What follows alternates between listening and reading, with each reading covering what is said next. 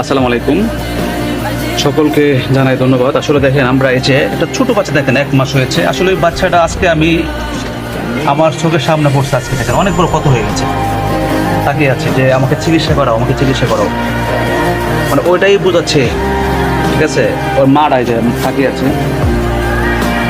দেখেন, আমরা দুটো ওদেরকে একটু আশ্রয় দিই, একটু চিকিৎসা করে, একটু খাবার দিই, ওরা কিন্তু বেঁচে যায়। আসলে ভাই দেখেন, আল্লাহ পাক মানুষের কিন্তু উসিল্লা দিয়ে আল্লাহ মাফ করবে।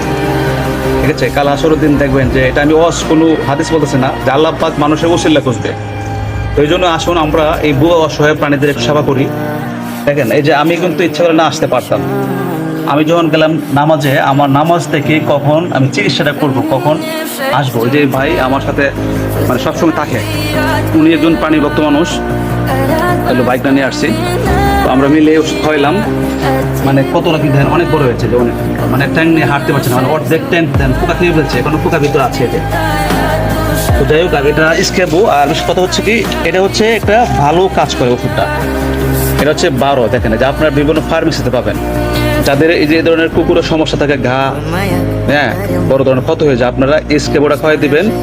যেটা বড় ঘা হয়ে যায় এটা দুটা খাওয়াবেন, আর যেটা হালকা পাতলা হয় এটা একটা খাওয়াই দিলে হবে। ওই 4-5 দিন পর পর একবার খাওয়াইলে হবে, ইনশাল্লাহ শুকিয়ে যায়। তো অবশ্যই এটা হচ্ছে স্কেবো, এই লেখা আছে স্কেবো, স্কেবো 12। ঠিক আছে, এটা যে কোনো ফার্মেসিতে পাবেন। তো অবশ্যই ভিডিওটা শেয়ার দিবেন ভাই। আপনি শেয়ার দেওয়ার জন্য আরেকটি ভাই যেন এরকম সেবা করতে পারে। ঠিক আছে, আরেকটি বোন যেন সেবা করতে পারে। তো বাচ্চারা আসলে দেখে আমার চোখে পানি চলে আসছে।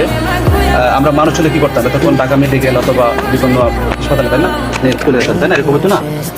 তো যতটুকু চিকিৎসা করেছি আলহামদুলিল্লাহ, আশা করি শুকাবে। তো সবাই দোয়া করবেন ইনশাল্লাহ। আসসালামু আলাইকুম।